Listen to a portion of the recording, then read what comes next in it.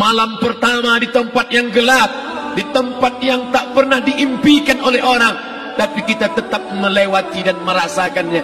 Perlahan-lahan cacing tanah, ular-ulat kalajengking akan menggerogoti kulit yang selama ini dimandikan, selama ini dipakaikan sampo yang mahal, selama ini dioleskan pelembab yang lembut. Tapi ternyata sebelum roh keluar jasad, setelah keluar dia hanya akan menjadi santapan cacing tanah, hancur berkeping hari demi hari. Yang pertama kali membusuk adalah mata, karena dia berisi cairan. Cairan ini mengering, busuk dan berlubang. Lalu kemudian usus sebulan di dalam tanah, mulai dia menggelembung masuk angin dan dia meletus pecah. Cacing-cacing tanah mulai datang menggerogoti, memakan. Habis lemak, tulang, kulit, bulu, sumsum, darah, jantung, empedu, limpa, buah pinggang.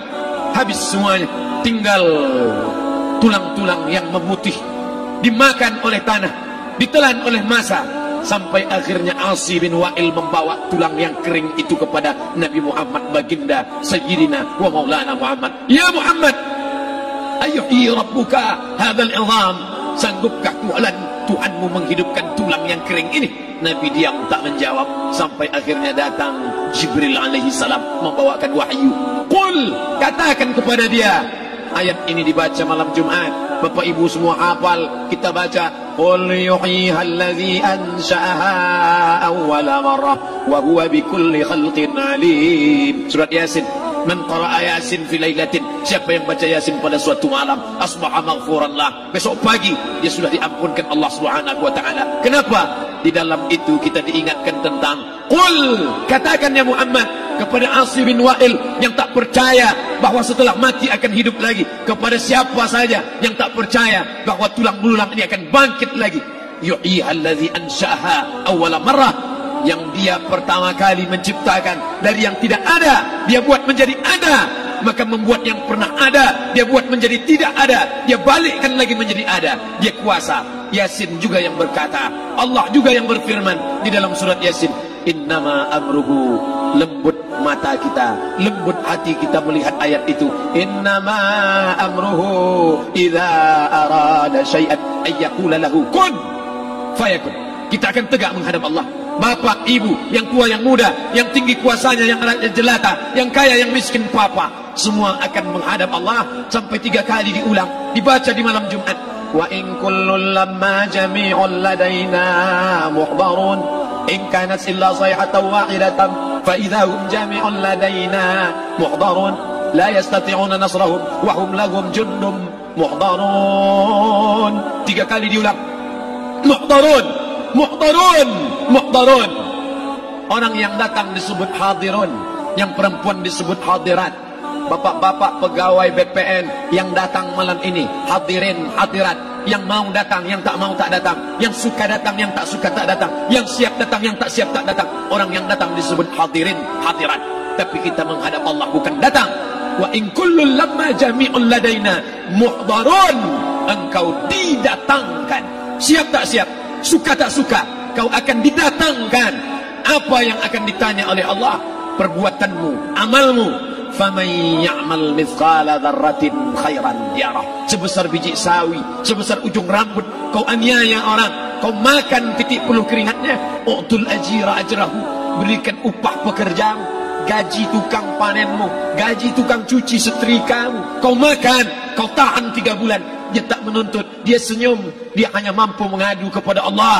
Tapi titik peluhnya yang keringatnya, air matanya akan kau balas di hadapan Allah Subhanahu wa taala. Di saat itu tak ada siapa bisa menolong. Hari ini uangmu banyak, kau bayar pengacara handal 1 jam 100 juta, bebas tanpa syarat. Tapi di hadapan Allah semua akan bersaksi. Al-yawma naqtimu ala, lidah yang selama ini pandai bicara dikunci, ditutup Allah taala yang akan bicara. Wa tukallimuna aydihim wa tashhadu arjuluhum, kaki akan bersaksi, tangan akan bicara. Bima kanu yaksibun, yang pernah dilakukan di masa yang lalu. Mata melihat seolah-olah nyata perbuatan itu pernah dilakukan dulu. Kita lupa, kita tak ingat. Tapi catatan malaikat terlalu terang benderang. Wa in kullun lamma jami'un ladaina muhdarun. Catatan dibaca sampai-sampai orang itu tak percaya. Ma li hadzal kitab, kenapa buku catatan saya ini la yughadiru saghiratan, yang kecil-kecil, wala kabiratan, yang besar-besar, ahsaha, semua tercatat dalam buku catatan yang nyata. Dalam surat Al-Isra apa kata Allah? Iqra. Hari ini kalau dikatakan Iqra baca Quran, Iqra baca Yasin, malam Jumat Iqra baca surat Al-Kahfi, tapi sampai hari itu Yasin tak bermakna, Al-Kahfi tak lagi disuruh baca, kerana hidup sudah berakhir. Iqra, baca. Apa yang kau baca? Kafa binafsikal yawma alaika hasiba. Baca buku catatan amal. Sampulnya dosa, isinya dosa, catatan kakinya dosa, sampul penutupnya dosa, bibliografinya dosa. Sampai ia pun tidak percaya, kenapa aku hidup hanya dosa saja. Saat itu dia mendengar teriakan azab, saat itu dia menyaksikan pekikan teriakan sakitnya siksa. Rabbana, ya Tuhan kami, farji'na, balikkan lagi kami ke dunia. Esok subuh insyaallah imam akan membaca rakaat pertama. Alif Lam Mim, tanzilul kitab la raiba fi. Alif Lam Mim tanzil, sujud tilawah di masjid-masjid besar di Pekanbaru. Apa ayat yang dibaca? Teriakan pekikan orang yang masuk ke dalam neraka Jahannam. Rabbana, ya Tuhan kami, absarna, mata kami sudah melihat azab, wa sami'na, telinga kami sudah mendengar sakitnya pekikan teriakan jeritan.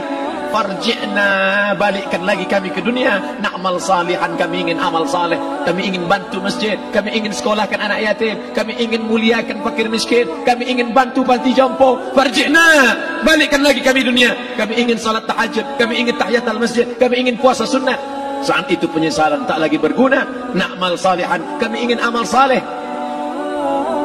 Andai kau beri kami tenggat waktu ya Allah, laula akhartani, kalau kau beri aku waktu, ila ajalin qarib, aku tak minta hidup 1000 tahun, ila ajalin qarib, sebentar saja kau hidupkan aku ya Allah. Memangnya kalau ku tambah hidupmu kau mau apa?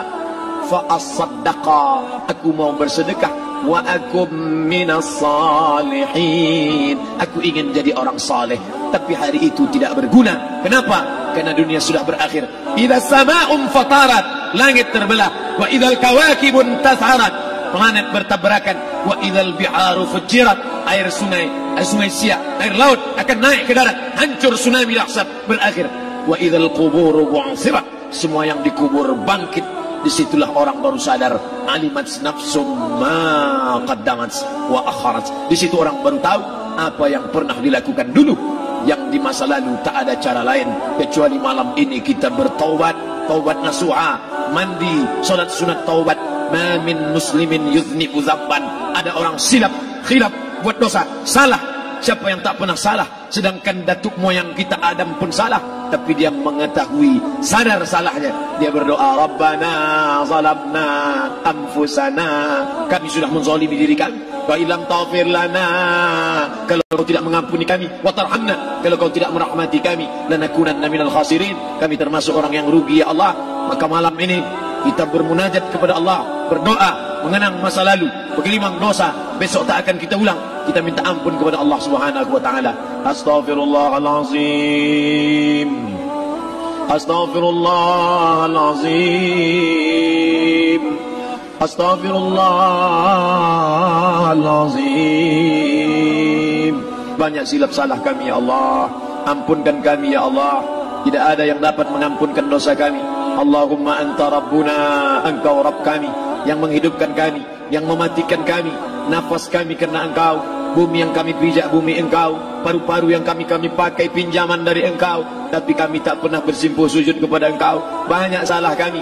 Mungkin dosa kami bukan minum khamar, mungkin dosa kami bukan berzina, mungkin dosa kami bukan durhaka pada orang tua, tapi dosa kami adalah kurang ibadah kami bila dibandingkan dengan nikmat-Mu ya Allah. Tak ada syukur kami bila dibandingkan dengan karunia-Mu ya Allah. Kurang syukur kami itu sudah merupakan dosa. Kalau kurang bersyukur itu pun dosa, apalagi yang lebih daripada itu.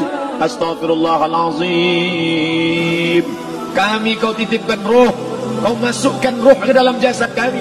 Mestinya kami beribadah, mestinya kami bertaubat, tapi bukan itu yang kami lakukan. Ini dosa kami. Ampunkan silap salah kami ya Allah.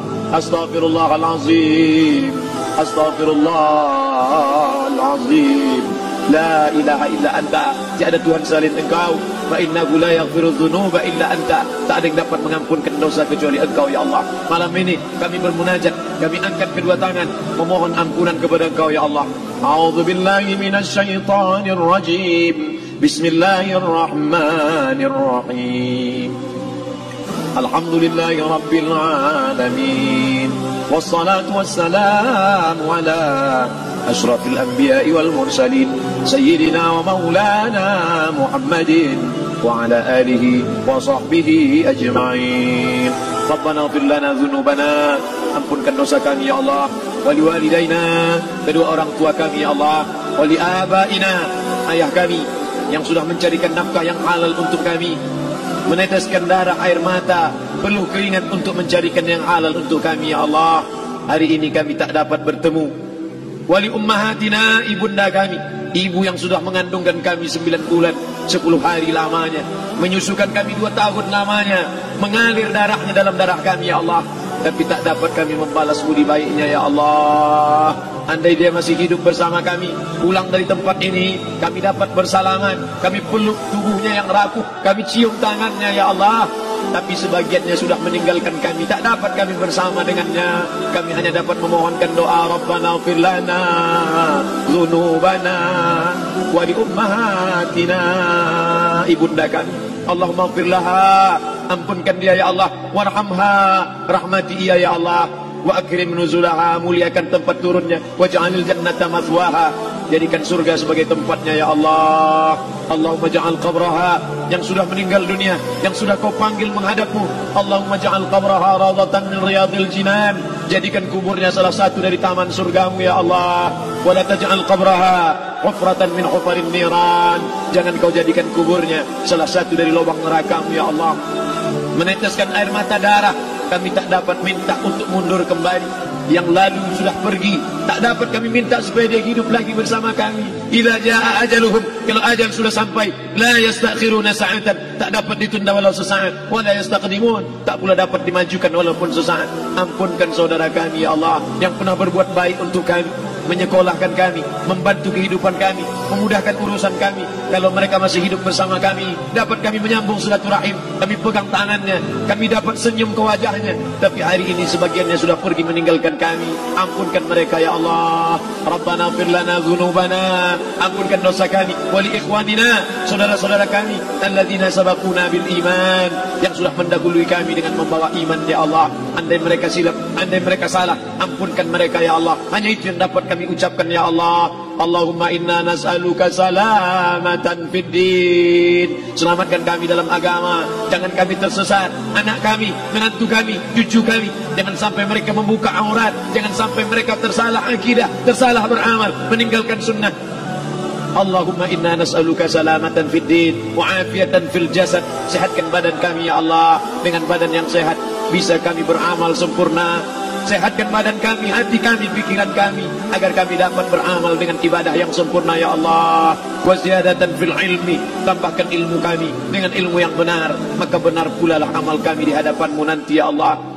Wa barakatan fil rizqi, berikan barakah dalam rezeki, sehingga dengan rezeki yang barakah dapat kami menyekolahkan anak yatim.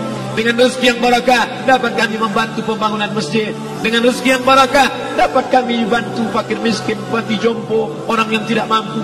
Wa barik lana fi rizqina, berikan rezeki yang berkah untuk kami ya Allah. Wa taubatan qablal maut, berikan kami taubat sebelum mati. Wa rahmatan 'indal maut, curahkan rahmat ketika kami melewati mati. Wa maghfiratan ba'dal maut, berikan kami ampunan sesudah mati.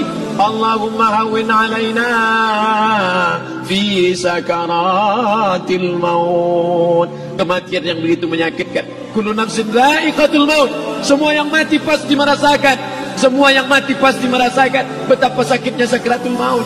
Allahumma hawwin 'alaina, ringankan kami ya Allah fi sakaratil maut, ketika melewati sakaratul maut, ringankan kami ya Allah. Di saat anak, keluarga, harta tak mampu menolong, hanya rahmat dan ampunanmu yang dapat menolong kami. Allahumma hawwin 'alaina fi sakaratil maut wan najata minan nar, selamatkan kami dari api neraka yang ketika diletakkan satu kerikil kecilnya saja, diletakkan di tapak kaki, mendidik otak di kepala. Kullama nadidat juluduhum, ketika kulit itu basah, ketika kulit itu melepuh, ketika kulit itu hancur, diganti dengan kulit yang baru. Selamatkan kami ya Allah. Allahumma ajirna minan nar, Allahumma ajirna minan nar, Allahumma ajirna minan nar, wa qina adzaban nar, wa qina adzaban nar. Selamatkan kami dari api neraka-Mu ya Allah. Kami tak dapat memohon kecuali kepada Engkau. Tak ada yang dapat menyelamatkan kecuali Engkau ya Allah. Wan najata minan nar, wal afwa indal hisab. Maafkan kami ketika segala amal kami dihisab. Tolong kami ya Allah. Rabbana ighfir lana dzunubana wa liwalidayna wa li akhlina wa li a'immatina as-salihin wa li ikhwanina alladzina sabaquna bil iman. Allahumma ja'al akhir kalamina, jadikanlah akhir kalam kami saat Israel mencabut nyawa kami, saat kami terbujur kaku, saat anak menantu mengelilingi kami, saat keluarnya nafas kami yang terakhir, biarkanlah yang keluar dari mulut kami itu adalah la ilaha illallah. Allahumma ja'al akhir kalamina, jadikanlah akhir kalam kami inna intihai ajalina, ketika ajal kami sampai, jadikanlah ya Allah yang keluar dari mulut kami adalah la ilaha illallah Muhammadar Rasulullah. Allahumma jma' bainana wa baina nabiyyika, satukan kami bersama nabimu Nabi Muhammad sallallahu alaihi wasallam. Rabbana atina fid dunya hasanah wa fil akhirati hasanah wa qina adzaban nar. Wa sallallahu ala sayyidina wa maulana Muhammad wa ala alihi wa sahbihi wasallam. Natawassalu ilaika bijahil Fatihah ala hadhihi an-niyyah wa kulli niyatin salihah. Al-Fatihah. أعوذ بالله من الشيطان الرجيم. بسم الله الرحمن الرحيم. الحمد لله رب العالمين الرحمن الرحيم مالك يوم الدين إياك نعبد وإياك نستعين اهدنا الصراط المستقيم صراط الذين أنعمت عليهم غير المغضوب عليهم ولا الضالين. آمين آمين آمين يا الله يا رحمن يا رحيم يا مجيب دعاء السائلين ويا راحم الضعفاء والفقراء والمساكين. دعواهم فيها سبحانك اللهم وتحياتهم فيها سلام وآخر دعواهم أن الحمد لله رب العالمين. تقبل الله منكم منا ومنكم تقبل يا كريم. Disebutkan dalam surat Al-Qiyamah bahwa apabila bumi digoncangkan dengan goncangan yang dahsyat dan bumi telah mengeluarkan beban-beban berat yang dikandungnya, dan manusia bertanya, mengapa bumi menjadi begini? Pada hari itu bumi menceritakan ceritanya, karena sesungguhnya Tuhanmu telah memerintahkan yang sedemikian itu kepadanya. Pada hari itu manusia keluar dari kuburnya dalam keadaan bermacam-macam, supaya diperlihatkan kepada mereka balasan pekerjaan mereka. Di antara mereka ada yang putih mukanya dan ada pula yang hitam dan sebagainya. Barang siapa yang mengerjakan kebaikan seberat dzarrah pun, niscaya dia akan melihat balasannya. Dan barang siapa yang mengerjakan kejahatan sebesar dzarrah pun, niscaya dia akan melihat balasannya pula. Kiamat merupakan hal yang wajib kita yakini pasti akan terjadi. Tanpa beriman kepada hari kiamat, iman seorang tidak akan diterima, sebagaimana tidak diterima apabila tidak beriman kepada Allah, malaikat-malaikat Allah, kitab-kitabnya, rasul-rasulnya, dan qada-qadar darinya. Allah Subhanahu wa Ta'ala berfirman, yang artinya barang siapa yang kafir kepada Allah, malaikat-malaikatnya, kitab-kitabnya, rasul-rasulnya, dan hari kiamat, maka sesungguhnya orang itu telah sesat sejauh-jauhnya. Quran Surat An-Nisa 136. Mengenai kepastian adanya hari kiamat itu sendiri, Allah menegaskan dalam firman-firman-Nya. Di antaranya dalam surat At-Tawwabun ayat 7 yang berbunyi, yang artinya, orang-orang yang kafir mengatakan bahwa mereka sekali-kali tidak akan dibangkitkan. Katakanlah, tidak demikian demi Tuhanku, benar-benar kamu akan dibangkitkan, kemudian akan diberitakan kepadamu apa yang telah kamu kerjakan. Yang demikian itu adalah mudah bagi Allah. Allah Subhanahu wa Ta'ala berfirman pula dalam Quran Surat Asy-Syura ayat 7, yang artinya, serta memberi peringatan pula tentang hari berkumpul kiamat, tidak ada keraguan padanya, segolongan masuk surga dan segolongan masuk neraka. Dan apabila perkataan telah jauh atas mereka, kami keluarkan sejenis binatang melata dari bumi yang akan mengatakan kepada mereka bahwa sesungguhnya manusia dahulu tidak yakin kepada ayat-ayat kami. Al-Quran Surat An-Naml ayat 82. Dalam Al-Quran Surat Al-Anbiya ayat 96-97 dinyatakan bahwa hingga apabila dibukakan tembok Ya'juj dan Ma'juj dan mereka turun dengan cepat dari seluruh tempat yang tinggi dan telah dekatlah kedatangan janji yang benar, yakni hari kiamat, maka tiba-tiba terbelalaklah mata orang-orang yang kafir. Maka apabila sangkakala ditiup sekali tiup, dan diangkatlah bumi dan gunung-gunung lalu dibenturkan keduanya sekali bentur, maka pada hari itu terjadilah kiamat, dan terbelahlah langit, karena pada hari itu langit menjadi lemah, dan malaikat-malaikat berada di penjuru-penjuru langit. Dan pada hari itu 8 malaikat menjunjung arsy Tuhanmu di atas kepala mereka. Pada hari itu kamu dihadapkan kepada Tuhanmu, tiada sesuatu pun dari keadaanmu yang tersembunyi bagi Allah.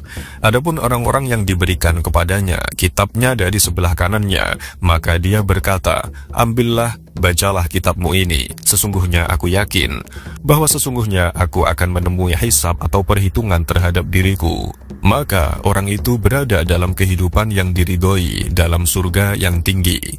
Buah-buahannya dekat, kepada mereka dikatakan, makan dan minumlah dengan sedap disebabkan amal yang telah kamu kerjakan pada hari-hari yang telah lalu.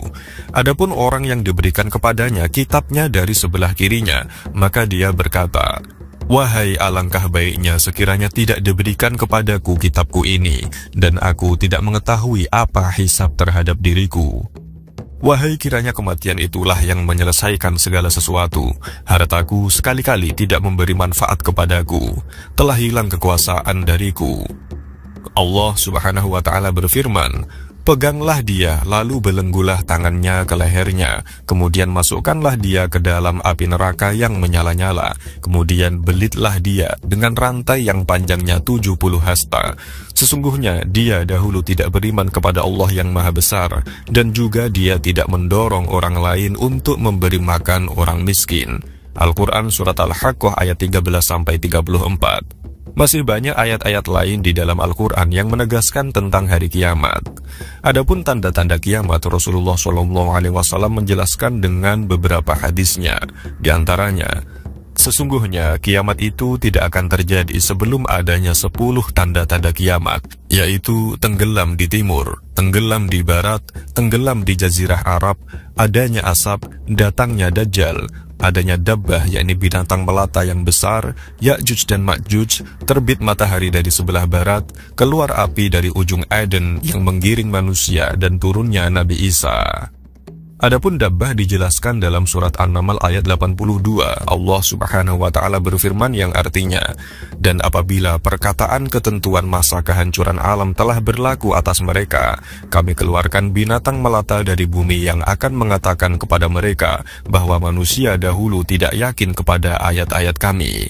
Keterangan dalam kitab tafsir Ibnu Katsir dijelaskan bahwa Imam Abi Maryam, sesungguhnya dia mendengar Abu Hurairah berkata, sesungguhnya binatang melata itu padanya terdapat semua warna, jarak di antara dua tanduknya adalah 1 farsakh bagi orang yang berkendaraan. Imam Ibnu Abbas berkata, binatang melata itu seperti tombak pendek yang bertubuh besar.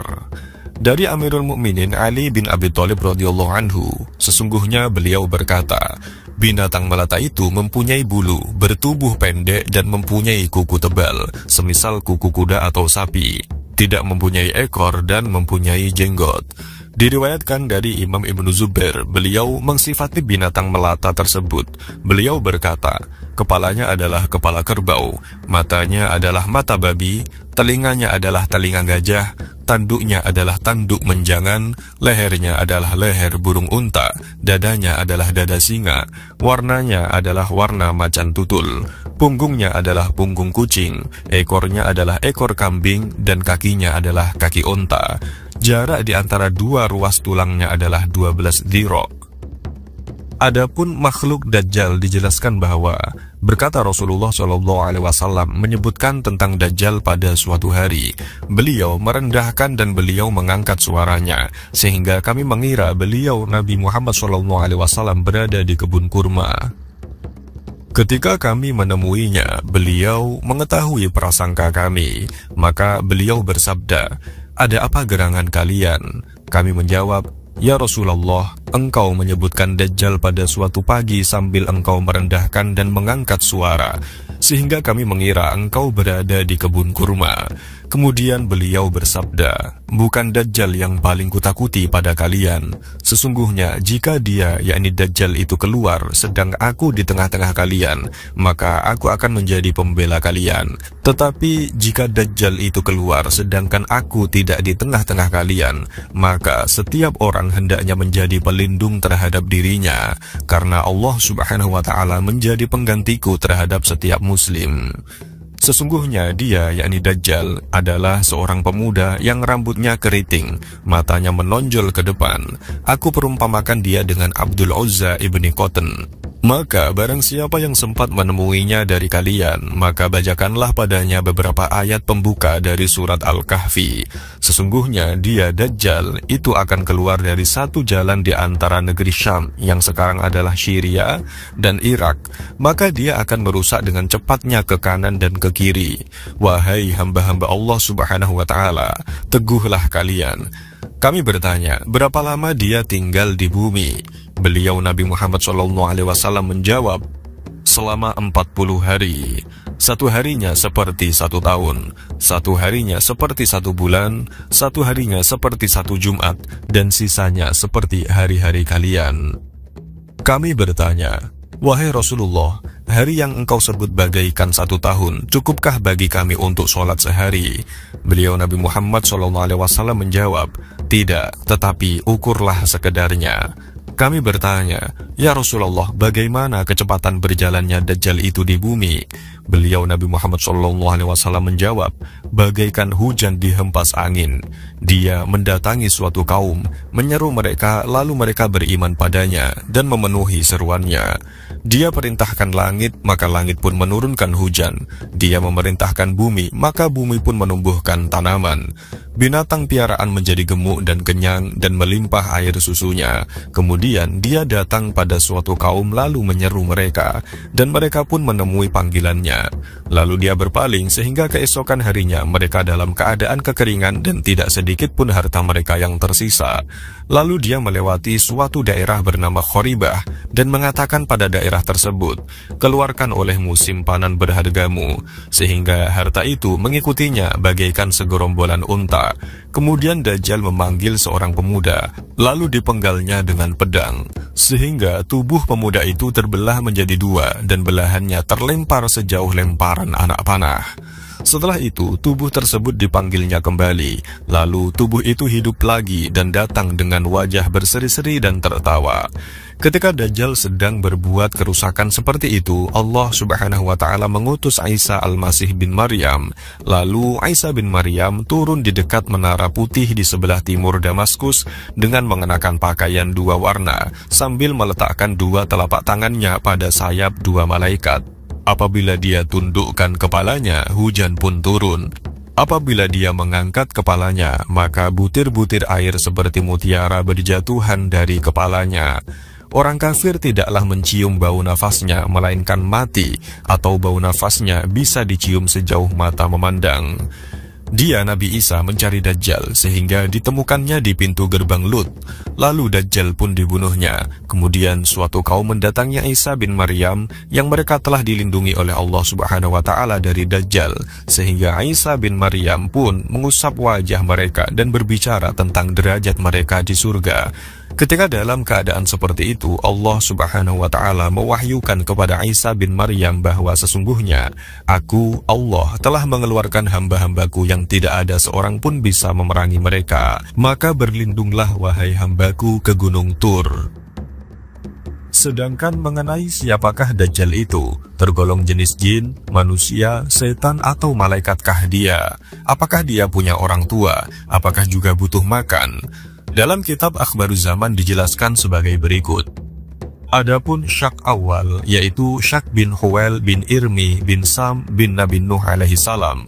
Syak adalah dukun ilmu hitam pertama di Arab, sedangkan Irmi adalah moyangnya Raja Tega dari kaum Ad, Samud, Tosam, Judes dan selainnya. Dikatakan bahwa Syak itu punya mata satu di keningnya. Dikatakan lagi bahwa api telah membakar wajahnya. Dikatakan bahwa Dajjal adalah keturunannya. Dan dikatakan lagi bahwa ia adalah Dajjal memandang segi matanya yang mana Allah Subhanahu wa Ta'ala telah memberi penglihatan waktu itu. Dia dibui atau dihukum di sebagian pulau-pulau samudra. Pada hadisnya Tamim Ad-Dari bahwa ia di suatu senja jalan-jalan sampai di suatu pulau. Lalu dia melihat Dajjal dan berbicara padanya dan bertanya tentang menongolnya. Dan Tamim menemuinya dalam keadaan terbelenggu dan diikat pada batu besar.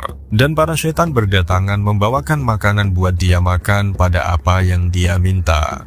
Dan pada kabar yang lain bahwa Dajjal itu tidak butuh makan. Tamim Ad-Dari melihat Dajjal bahwa Dajjal itu punya satu mata dan bercerita pada Nabi Muhammad SAW. Oleh sebab itu Nabi bersabda, "Bercerita padaku Tamim Ad-Dari dan di sebagian sisi menjelaskan tentang kabar Dajjal." Dikatakan bahwa ibunya Dajjal adalah wanita dari golongan jin yang sangat cinta pada ayahnya Dajjal yang bernama Huwail, lalu menikah dan melahirkan Dajjal. Nama Dajjal adalah Hud bin Huwail.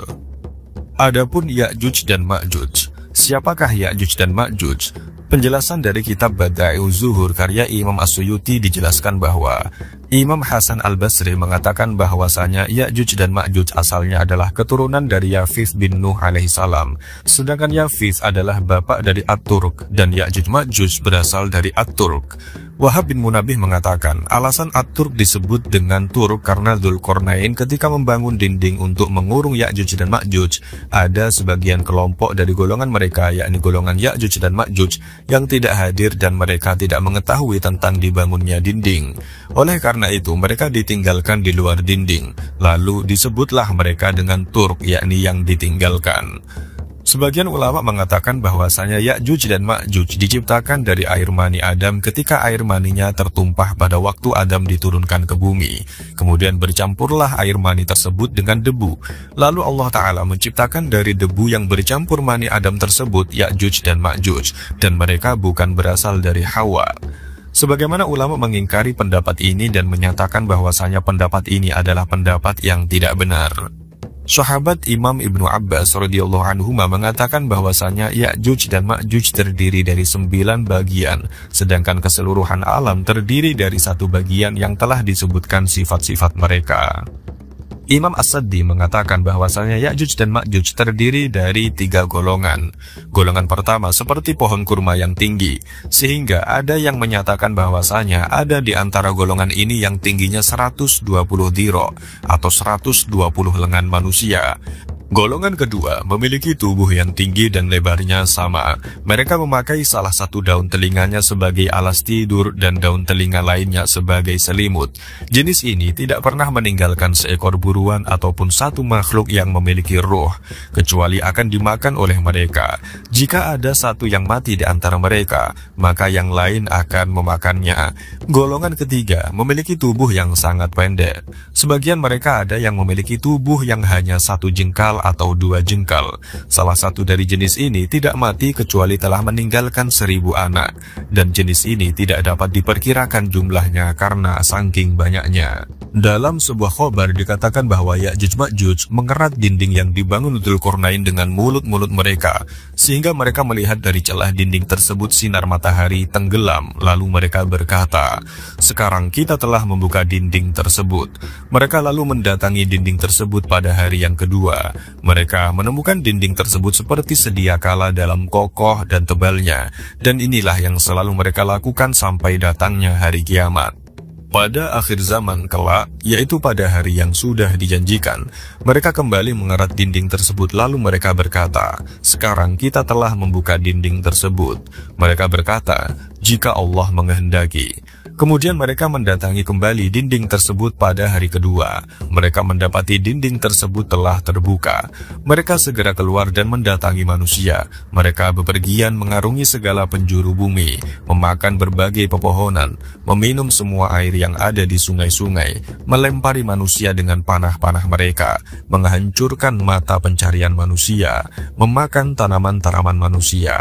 Setelah Ya'juj Ma'juj melakukan itu semua, lalu Allah Ta'ala mengirim mengirimkan kepada mereka sebuah angin yang dahulu pernah menghancurkan kaum Ad, dan matilah mereka semua, yakni Ya'juj dan Ma'juj pada saat itu juga. Udara bumi tercemari oleh bau busuk yang berasal dari bangkai mereka. Kemudian Allah Ta'ala mengutus burung-burung untuk mematuk mereka, lalu melemparkan bangkai-bangkai mereka ke dalam lautan. Seperti keterangan yang telah lalu bahwa Imam As-Sa'labi mengatakan bahwa para manusia memunguti pedang-pedang mereka, yakni Ya'juj dan Ma'juj, di seluruh penjuru bumi. Manusia tidak henti-hentinya memunguti pedang-pedang mereka tersebut selama 8 tahun. Ada yang berpendapat Ya'juj Ma'juj adalah sekelompok suku bangsa yang hidup di Asia Tengah. Pada zaman Iskandar Agung sudah ada dan dibuatkan dinding tembaga. Keberadaannya terkurung dalam suatu tempat dan kelak muncul pada zaman Nabi Isa turun. Mereka membuat kekacauan di muka bumi dan serumpun dengan orang-orang Tartar, yakni Mongol. Mereka sering membuat kerusakan di muka bumi. Ada yang beranggapan bahwa Genghis Khan masih kerabat dekat dengan mereka yang membuat kerusakan di Asia dengan invasinya ke Persia, termasuk mengobrak-abrik dinasti Abbasiyah, Eropa Timur, India, Cina, Jepang, bahkan Pulau Jawa. Kalau menyimak kitab Bada'i'uz Zuhur, mereka adalah Bani Hafiz, sedang mereka dekat dengan suku Turki dan Cina, yakni keturunan Syam bin Nabi Nuh. Nabi Nuh hanya punya 3 keturunan setelah banjir, yakni Yafis, Hafiz, dan Sam. Yang berikutnya yang akan muncul di hari kiamat adalah Nabi Isa. Rasulullah SAW bersabda, "Demi yang jiwaku di tangannya, sungguh hampir saja turun kepada kalian Isa bin Maryam sebagai hakim yang adil. Dia mematahkan salib dan membunuh babi dan meletakkan jizyah, tidak menerimanya dari orang kafir. Datang harta yang banyak namun tidak ada seorang pun yang mau menerimanya, sehingga satu sujud lebih baik daripada dunia seisinya." Kemudian Abu Hurairah berkata, "Jika kalian mau, bacalah ayat Allah. Tidak seorang pun dari ahli kitab kecuali akan beriman kepadanya sebelum kematiannya, dan di hari kiamat nanti Isa itu akan menjadi saksi terhadap mereka." Hadis riwayat Bukhari dan Muslim. Nabi SAW bersabda, "Para nabi adalah saudara sebapak. Ibu-ibu mereka berbeda-beda, tapi agama mereka satu. Dan aku orang yang lebih berhak kepada Isa bin Maryam, karena tidak ada nabi di antara aku dengannya, dan bahwa dia akan turun. Maka apabila kalian melihatnya, kenalilah. Dia adalah seorang laki-laki yang sedang tingginya, antara kemerahan dan keputih-putihan kulitnya, memakai 2 pakaian mumsyirani, yakni pakaian yang berwarna kekuning-kuningan, seakan-akan kepalanya meneteskan air meskipun tidak terkena basahan air.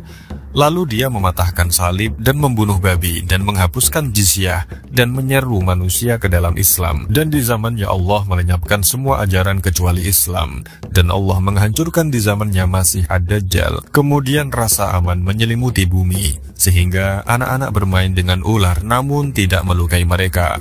Lalu dia tinggal selama 40 tahun, kemudian wafat dan disolatkan oleh kaum muslimin. Hadis riwayat Ahmad dan Abu Dawud. Turunnya Nabi Isa termasuk tandanya kiamat yang besar. Ini berdasarkan Al-Quran, hadis, dan ijma'nya para ulama. Dalil Al-Qurannya adalah firman Allah Subhanahu wa Ta'ala yang berbunyi dalam Quran Surat An-Nisa ayat 159. Tidak ada seorang pun dari ahli kitab kecuali akan beriman kepadanya, yakni Isa, sebelum kematiannya. Dan di hari kiamat nanti Isa itu akan menjadi saksi terhadap mereka. Dalil hadisnya, hadis Abu Hurairah radhiyallahu anhu, beliau berkata, Rasulullah SAW bersabda, "Demi yang jiwaku di tangannya, sungguh hampir saja turun kepada kalian Isa bin Maryam sebagai hakim yang adil. Dia mematahkan salib dan membunuh babi dan meletakkan jizyah." Hadis riwayat Muslim. Jabir radhiyallahu anhu berkata, "Aku mendengar Nabi SAW bersabda, senantiasa ada segolongan dari umatku berperang di atas kebenaran sampai hari kiamat." Lalu beliau berkata, "Lalu turunlah Isa bin Maryam alaihissalam, lalu berkata amir mereka, 'Marilah jadilah imam sholat bagi kami.' Lalu beliau berkata, 'Tidak, sesungguhnya sebagian kalian adalah amir bagi sebagian yang lain, sebagai kemuliaan yang Allah berikan atas umat ini.'" Hadis riwayat Muslim. Umat telah bersepakat akan turunnya Nabi Isa. Tidak seorang pun dari pengikut syariah yang menyelisihinya. Yang mengingkarinya hanyalah ahli falsafah yang keluar dari Islam yang tidak dianggap penyelisihannya, dan ijma umat telah berlaku bahwa beliau akan turun dan menghukumi dengan syariat Muhammad ini. Tidak tidak turun dengan syariat sendiri ketika beliau turun dari langit, meskipun beliau melaksanakannya dan disifati dengannya. Lalu, di manakah Nabi Isa alaihissalam diturunkan ketika menjelang kiamat? Dan bagaimana dengan negara Israel? Apakah mereka juga jadi pengikut Dajjal? Menurut satu riwayat, Nabiullah Isa alaihissalam turun di Menara Putih di timur Damashki, Syria, turun sebelum subuh dan melaksanakan sholat subuh berjamaah. Rasulullah SAW bersabda, ketika Allah telah mengutus Al-Masih ibnu Maryam, maka turunlah ia di Menara Putih di sebelah timur Damashki dengan mengenakan 2 buah pakaian yang dicelup dengan waras dan za'faron, dan kedua telapak tangannya diletakkannya di sayap 2 malaikat. Bila ia menundukkan kepala, maka menurunlah rambutnya, dan jika diangkatnya kelihatan landai seperti mutiara. Maka tidak ada seorang kafir pun yang mencium nafasnya kecuali pasti meninggal dunia, padahal nafasnya itu sejauh mata memandang. Nabi Isa mencari Dajjal hingga menjumpainya di pintu Lut, lantas dibunuhnya Dajjal. Kemudian Isa datang kepada suatu kaum yang telah dilindungi oleh Allah Subhanahu wa Ta'ala dari Dajjal. Lalu Nabi Isa mengusap wajah mereka dan memberitahu mereka tentang derajat mereka di surga. Imam Ibnu Katsir berkata, inilah yang termasyhur mengenai tempat turunnya Isa, yaitu di Menara Putih bagian timur Damashki. Dan dalam beberapa kitab, saya baca beliau turun di Menara Putih sebelah timur Masjid Jami' Damashki, dan ini rupanya pendapat yang lebih terpelihara. Karena di Damashki tidak dikenal ada menara di bagian timur selain di sebelah Masjid Jami' Umawi di Damashki sebelah timur. Inilah pendapat yang lebih sesuai, karena beliau turun ketika sedang dibacakan iqomat untuk sholat. Lalu imam kaum muslimin berkata kepada beliau, "Wahai ruh Allah, majulah untuk mengimami sholat." Kemudian beliau menjawab, "Anda saja yang maju menjadi imam, karena iqomat tadi dibacakan untuk Anda." Dan dalam satu riwayat dikatakan bahwa Isa berkata, "Sebagian Anda merupakan amir atau pemimpin bagi sebagian yang lain sebagai penghormatan dari Allah untuk umat ini." Dan apa-apa yang dilakukan Nabi Isa alaihissalam bisa dilihat dalam kitab Sahih Bukhari dan Muslim, dan diantaranya adalah Rasulullah SAW bersabda, "Tidak akan terjadi kiamat sehingga turun kepada kalian Ibnu Maryam sebagai hakim yang adil. Ia mematahkan salib, membunuh babi, menghentikan jizyah, dan melimpahkan harta sehingga tidak ada seorang pun yang mau menerima pemberian harta." Dikatakan bahwa Nabi Isa alaihissalam ketika turun ke bumi untuk membunuh Dajjal, beliau menikah di bumi. Lalu siapakah perempuan yang akan dinikahi Nabi Isa? Nabi Isa alaihissalam setelah turun, beliau juga menikah dengan seorang perempuan dari Bani Juzam, dalam satu riwayat dengan perempuan dari Bani Asad, dan beliau mempunyai beberapa anak. Menurut Imam Ghazali, sesungguhnya Nabi Yahya SAW telah menikah, tapi ia tidak mengumpuli. Ia menikah hanya untuk mendapatkan keutamaan menikah, menjalankan sunnah, dan menundukkan pandangan. Sedangkan Nabi Isa alaihissalam kelak beliau akan menikah dan memiliki anak jika sudah saatnya turun ke bumi. Dalam keterangan lain dalam kitab Bada'i'uz Zuhur dijelaskan bahwa kemudian sesungguhnya Isa menikah dengan wanita dari penduduk Askolan dan dikaruniai 2 anak. Kemudian Nabi Isa alaihissalam haji ke Baitullah Al-Haram dan berziarah di makam Nabi Muhammad SAW. Lalu beliau sakit di sana dan akhirnya wafat pula di sana dan disemayamkan di samping makam Nabi Muhammad SAW. Imam Abu Laisi As-Samarqandi menyatakan bahwa anaknya Nabi Isa adalah perempuan. Sedangkan Imam Ka'ab menyelisihi riwayat ini. Beliau mengatakan bahwa Nabi Isa memiliki 2 anak laki-laki. Nama anaknya adalah Muhammad dan Musa. Lalu Dajjal datang kepada umatku dan hidup selama 40 tahun. Lalu Allah mengutus Nabi Isa bin Maryam. Kemudian ia mencari Dajjal dan membinasakannya. Kemudian selama 70 tahun manusia hidup aman dan damai. Tak ada permusuhan antara siapapun. Sesudah itu Allah meniupkan angin yang dingin dari arah negeri Syam. Maka setiap orang yang dalam hatinya masih ada kebajikan meskipun sebesar atom, pasti menemui ajalnya. Bahkan jika seandainya seseorang dari kamu masuk ke dalam gunung, pasti angin itu mengejarnya dan mematikannya. Maka sisanya tinggal orang-orang jahat seperti binatang buas. Mereka tidak mengenal kebaikan dan tidak mengingkari kemungkaran. Dan syaitan menjelma pada mereka, lalu berkata, "Maukah kamu mengabulkan?" Manusia berkata, "Apa yang akan kamu perintahkan kepada kami?" Syaitan lalu memerintahkan kepada mereka agar menyembah berhala, sedangkan mereka hidup dalam kesenangan. Kemudian ditiuplah sangkakala, tapi seorang pun tak akan mendengarnya kecuali orang yang tajam pendengarannya. Dan orang yang pertama kali mendengarnya yaitu seorang laki-laki yang mengurusi untanya. Nabi bersabda, "Maka matilah semua manusia." Kemudian turunlah hujan seperti hujan gerimis, maka keluarlah dari situ jasad manusia dari kubur-kuburnya. Kemudian ditiup lagi sangkakala, maka tiba-tiba mereka berdiri menunggu. Lalu dikatakan kepada mereka, "Wahai manusia, marilah menghadap kepada Tuhanmu," dan mereka pun berada di mahsyar karena mereka akan diminta tanggung jawabnya. Kemudian dikatakan kepada mereka, "Pergilah kamu karena neraka telah dinyalakan." Lalu dikatakan lagi, "Dari berapakah?" Lalu dikatakan lagi, "Dari setiap 1999 orang."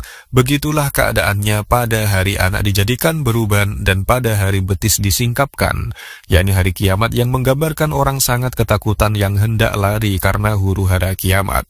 Hadis riwayat Muslim.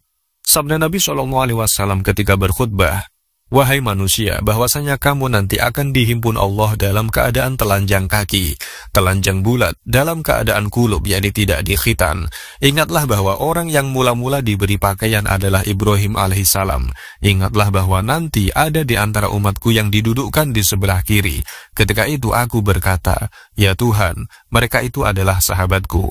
Lalu Tuhan berkata, 'Engkau tidak tahu apa yang mereka perbuat sesudah kamu wafat.'" Hadis riwayat Muslim.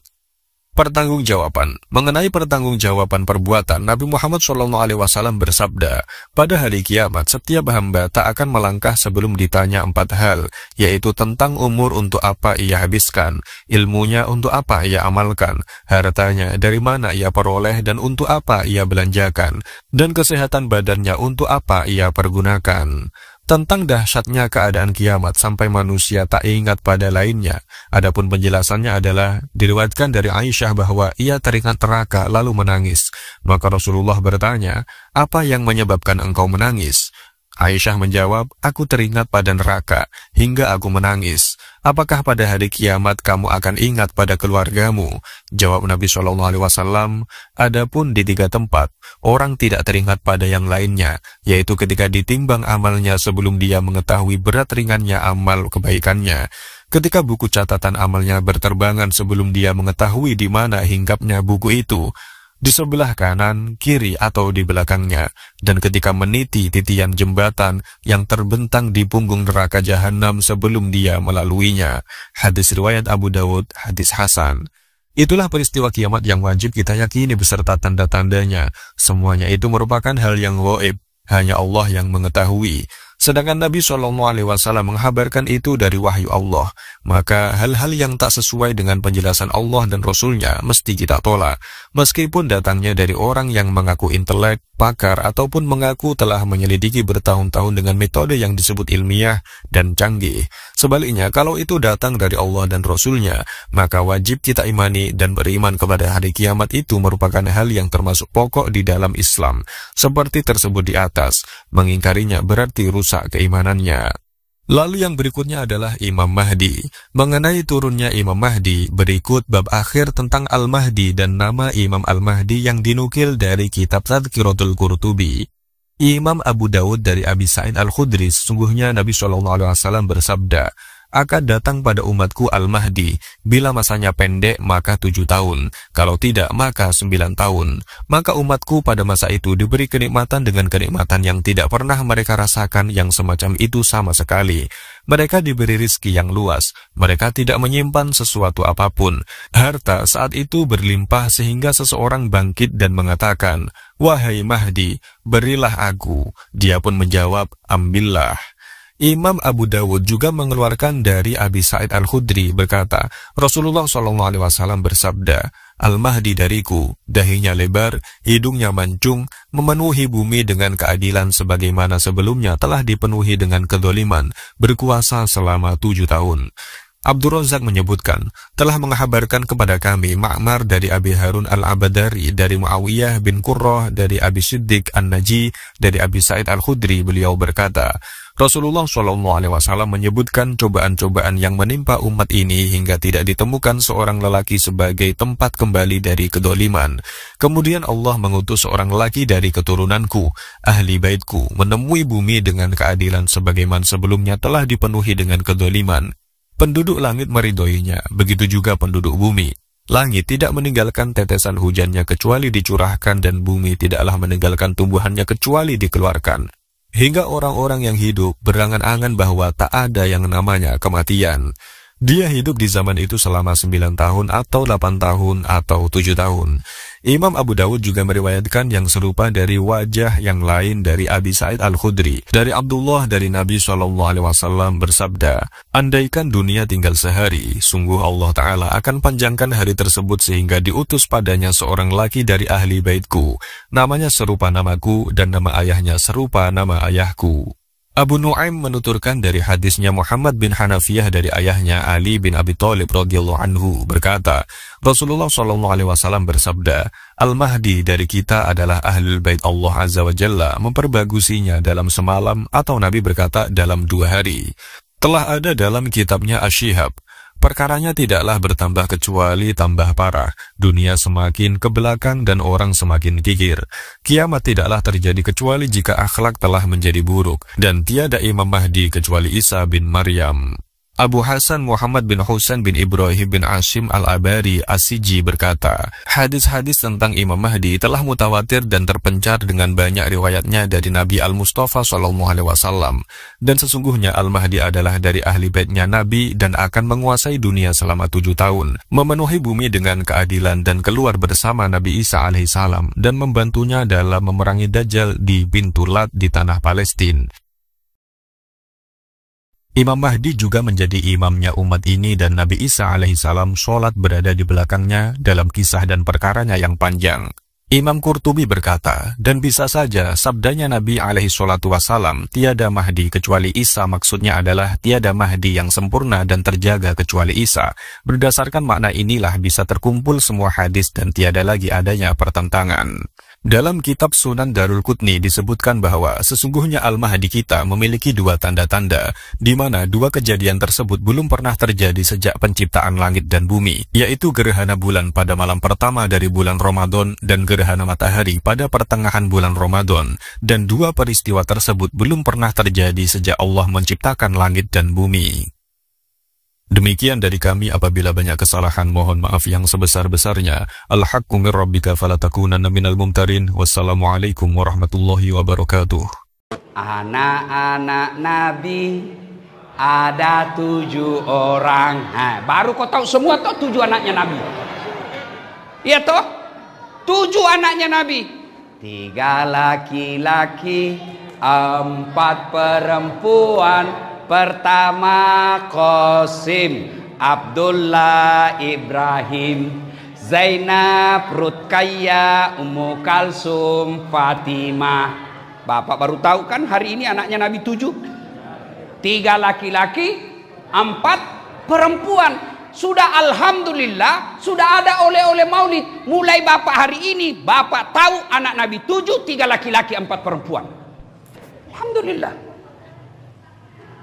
Saya zaman kecil lagunya lain. Ini tadi lagu agak modern, anak TKTPA. Saya waktu kecil lagunya ibu saya begini. Pada zaman dahulu kala, pada zaman jahiliyah. Saya tanya, kenapa zaman jahiliyah, Mak?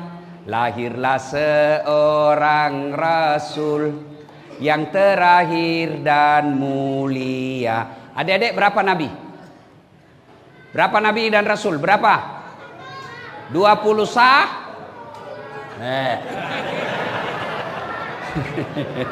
Masya Allah, wah, ini orang Islam di sini, Pak. 25 nabi dan rasul. Tapi yang kita mau cerita di sini bukan nabi pertama, bukan nabi kedua, tapi apa? Nabi yang terakhir. Nabi Muhammad namanya. Siapa nama ibunya mau? Siti Aminah ibunya. Bapaknya siapa? Abdullah nama ayahnya. Di mana tinggal? Cinere atau Cikampek? Madinah tempat tinggalnya. Terus Lanjut lagi.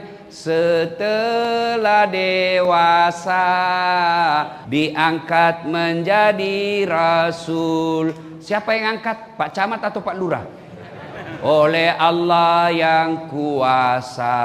Allah itu siapa, Mak? Pencipta alam semesta. Coba dengar lagu-lagu zaman dulu, Pak. Mendidik, ada sejarah, ada kecintaan kepada Nabi. Lagu-lagu zaman dulu, pantas kita bisa tahu sejarah Nabi dari kecil. Misal, lagi sholat, Allahu Akbar. Di rakaat kedua, kantong bunyi handphone.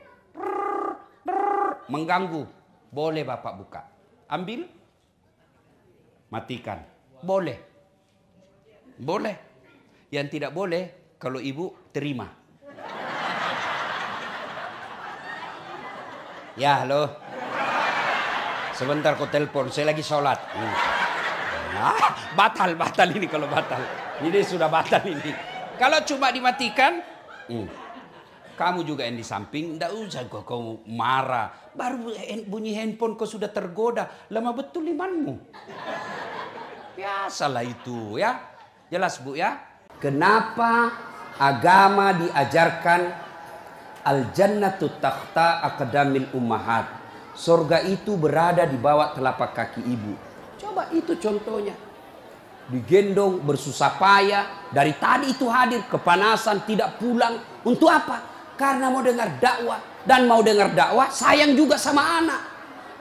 Makanya adik-adik sekalian, ketika Anda durhaka sama ibumu, maka jangankan kau masuk surga, baunya surga diharamkan bagimu. Mana manajemen masjid yang tidak bagus? Selalu disimpan saldo kas. Jangan simpan saldo, Pak. Dengar ini panitia masjid. Bapak kalau simpan saldo kas di masjid, Bapak yang tanggung dosanya, tidak jalan amalnya orang. Saldo kas 80 juta. Jangan simpan. Cari orang yang susah, yang rajin berjamaah. Ada utangnya di bank, bayarkan supaya dia lepas dari kredit. Boleh itu. Baru dia suruh cicil ke masjid. Kalau dia di bank berbunga, makin susah hidupnya. Boleh. Saldo kas 80 juta. Kita mau kencing tidak ada air. Kerannya rusak-rusak. Berhenti jadi panitia kalau Bapak tidak bisa urus masjid. Demi Allah Pak, Bapak tanggung kalau amalnya orang tidak jalan. Bapak coba kalau itu uang cuma 100.000, tapi diberikan keran, maka selama keran itu berputar, selama itu orang yang punya uang dapat pahala. Tapi kalau dia cuma di bank disimpan, tidak jalan amalnya. Belikan dispenser, belikan kopi, tidak apa-apa, boleh. Jangan ditulis di masjid, dilarang tidur. Siapa yang larang tidur di masjid? Tidak ada dalilnya. Ayo, Bapak pernah ke tanah suci di Madinah, pernah ke Mekah, ada tidak ditulis dilarang tidur? Tidak Pak. Barangkali ada orang tidak bisa tidur di rumahnya, dia datang ke masjid supaya bisa tidur. Itu memang boleh. Yang tidak boleh ngiler. Maka kalau kau mau tidur di masjid, bawa kau bantal. Kalau tidak bisa kau gelisah kau di rumahmu, bertengkar kau sama istrimu, istrimu ngomel terus. Maka dia bilang, jangan kau pulang, merdeka. Jangan ditulis, jangan bawa anak-anak berisik. Bersyukur kalau masih ada anak-anak berisik di masjid. Kalau tidak ada anak-anak berisik di masjid, maka tidak ada lagi nanti yang mau datang di masjid. Kalian juga orang tua, kalau anakmu mau ke masjid, belikan songkok dan baju baru. Anaknya mau pergi, Pak, mau pergi masjid, belikan nggak songkok? Apa dia bilang? Itu nak, songkok nenek nu kau pakai. Anaknya nomor 7, songkok nenek nomor 10. Tak buas si songkok nama buas sih. Berteriak ni temannya, Pak Doja. Tidak mau ya nak tak pergi masjid. Hei, istriku cerewet, tidak ada penghasilannya. Saya setengah mati cari uang. Istriku tidak ada kerjanya di rumah. Saya yang produksi uang. Saya bilang, sadar Ki Pak. Lebih banyak itu penghasilannya istri tak daripada kita. Berapa gaji tak? 5 juta setiap bulan Ustaz. Saya bilang, baiklah. Kira-kira itu di kantor berapa gajinya cleaning service? Berapa gajinya cleaning service di kantor? Paling 1,5 juta sampai 2 juta. Istri cleaning service di rumah gratis 1 bulan, tidak pernah bayar. 2, saya tanya lagi. Berapa gajinya babysitter, penjaga bayi? Berapa gajinya? 1,5 juta sampai 2 juta. Perempuan istri tak, 4 anak munajaga tidak pernah kau gaji. Berapa mi gajinya tiap bulan? 4 mi, 4 juta mi. Berapa gajinya koki di restoran? Jangan ketawa Pak, serius kah ini? Supaya sadar ki. Berapa gajinya koki di restoran? Tanam maki bu, kubela ki ini malam. Ayo, berapa gajinya? Berapa gajinya? Koki sampai 3 juta. Berapa mi? 7 juta mi. Coba, berapa gajinya itu palondri? Tukang setrika. Itu setrika gratis. Apalagi kalau mau ki cerita apa? Berapa itu perempuan 1 jam? Nah kau istrimu 24 jam gratis. Ya kau ketawa, serius orang ini. Supaya sadar kau bawa banyak uangnya itu istrimu. Iya bu? Iya. Berapa istrinya Nabi? Jadi ketawa. Coba, berapa istri Nabi? 11. Dari 11 istri Nabi, tidak ada satupun yang mengatakan, saya menyesal menikah sama kamu Muhammad. Tidak ada. 11 Pak. Kita satu istri tak menderita lahir batin. Syarat pakaian itu kan 1, tutup aurat. 2, tidak mempertontonkan lekuk-lekuk tubuh. 3, pantas. 4, indah. Tutup aurat, sudah. Alhamdulillah. Tapi sempit, tidak memenuhi syarat. Kami ini laki-laki habis amal gara-gara kelakuannya ini cewek-cewek. Tolonglah kami ini, kasihan. Jangan kau habisi amal kami. Marilah kita kerjasama. Kami laki-laki jaga mata. Tolong Anda cewek jaga akhlak. Karena biar kami setengah mati jaga mata, kalau kalian keluar gentayangan, habis amal kami. Dilihat dosa, tidak dilihat barang bagus.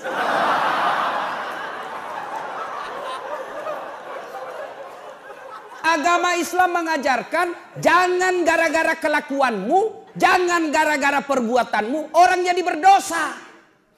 Kan perbuatanmu jadi kami laki-laki yang berdosa. Mestinya kalian jaga akhlak, kami jaga mata, sopan di dalam. Kami ini laki-laki tergantung perempuannya. Kalau perempuannya sopan, tidak mungkin kami ganggu.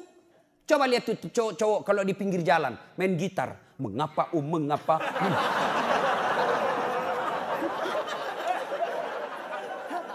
Tiba-tiba cewek lewat pakai jilbab, paling kalau diganggu, Assalamualaikum, bau surga ya deh. Paling itu. Tapi kalau yang kelihatan dadanya, kelihatan pahanya, tinggi sebelah, cewek jungkir balik dong.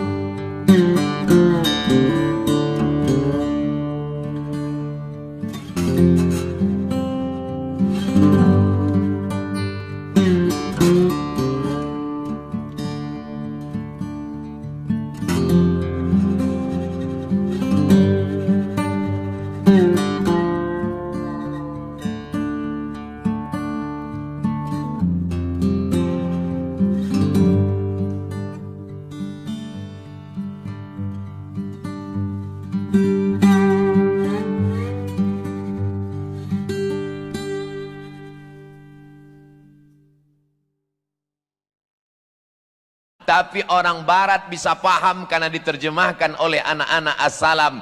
Ayyahdiyallahu bika rajulan wahidan khairum minad dunya wa ma fiha. Satu orang dapat hidayah karena engkau, khairum minad dunya wa ma fiha, lebih baik daripada dunia dan seisinya. Mereka paham ceramah Abdul Somad bukan karena ngomong Abdul Somad, tapi karena translate by as-salam students. Amin.